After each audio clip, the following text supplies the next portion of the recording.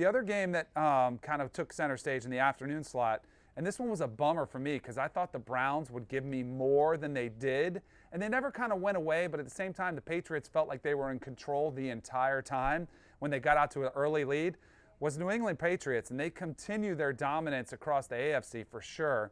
Moving again to undefeated. They go to 8-0. It's only the third time in franchise history. It's their 20th straight home victory, including the postseason. And they had three forced turnovers against the Browns. Now, the one little shovel pass that Baker Mayfield tried that was picked off, that's kind of a fluky play. Now, that's a total credit to the defense. I don't put that one on Baker Mayfield as much. You run it in practice, you shovel it. Sometimes it's blind, and the last minute, the receiver cuts across, and it's caught. But other than that, I was kind of so the Patriots, yes, we know they're impressive. I was, again, finding myself let down from the Cleveland Browns team, which looks a little bit in shambles, and it continues to fall apart. I don't know what the back end of the season is going to look like for Cleveland. Lucky for them, their schedule isn't the toughest coming down the stretch, Cleveland, so maybe there's some breathing room there for the Browns. And while that's not Baker's fault at all, it stinks. It's his stat. Like, it goes under an interception, which sucks. You know what I mean? And that just continues the trend, you know, for Baker this year. You know, there are things that concern me about the Browns. I'll talk about the Patriots, like, you know, what they've been able to do. Like, some of it is scheduled, Danny, but some of it is, like, it's the Patriots, man. They just keep doing it.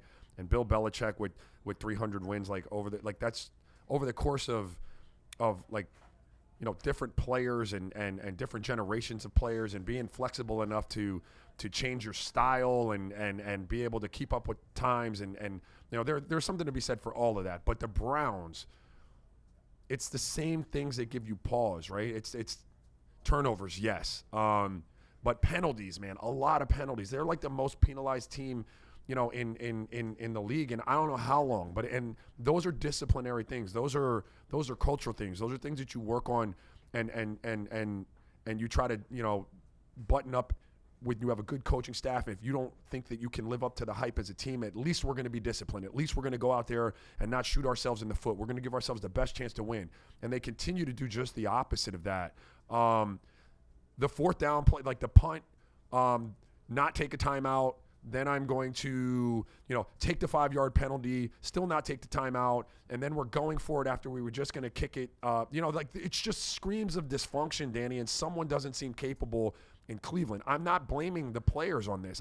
You have to look at the top when there's this level of dysfunction with a team that has that much talent.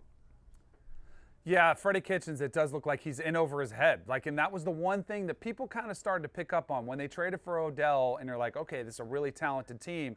And all of a sudden, like, a lot of people, my instant reaction was, I like this team for the Super Bowl contender with that type. But then, like, as the offseason kept unfolding, I kept backing further and further away from the Browns without seeing them take a snap.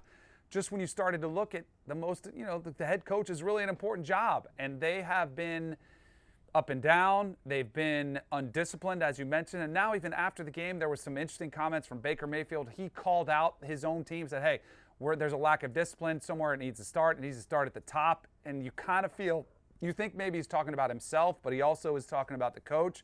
This is going to, and I said this could be an absolute disaster if it starts to implode.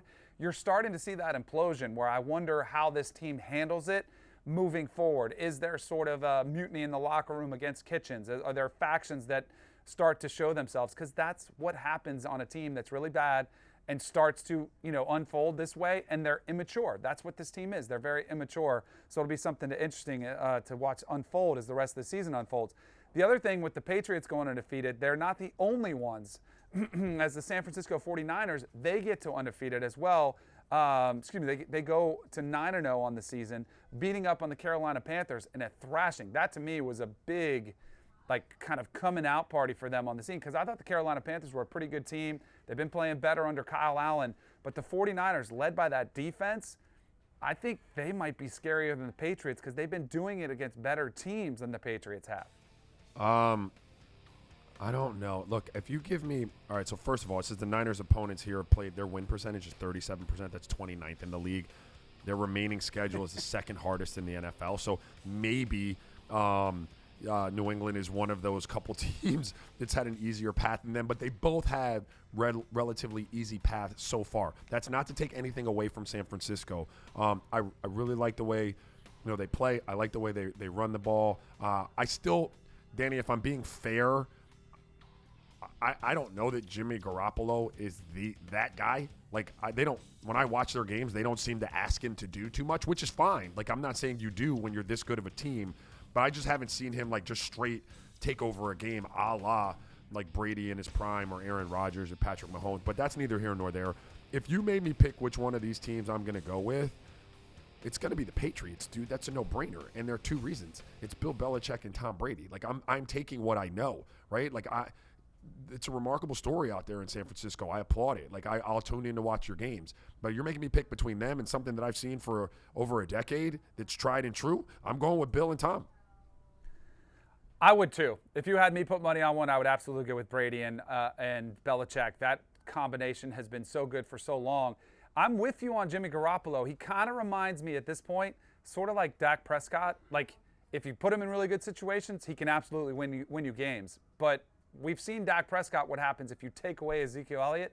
We haven't seen it yet if you make the 49ers offense uncomfortable or if they're trailing in the fourth quarter, because they've been so good on the defensive side of the ball. So I'm with you. I need to see a little bit more of Jimmy Garoppolo. In any case, it would be fascinating if these two teams did meet in the Super Bowl, 49ers from the NFC, Patriots in the AFC, and all of a sudden you'd see Garoppolo, the former backup, against Brady. That would be a fascinating storyline to unfold if it does occur, but we have a long way to go for that. As you said, the Niners, we're going to find out a lot more about them. The Patriots have a few weeks here where it gets tougher, and then it eases up on the back end. The 49ers, the remaining schedule is a gauntlet, including their division, which is one of the toughest in the entire NFL.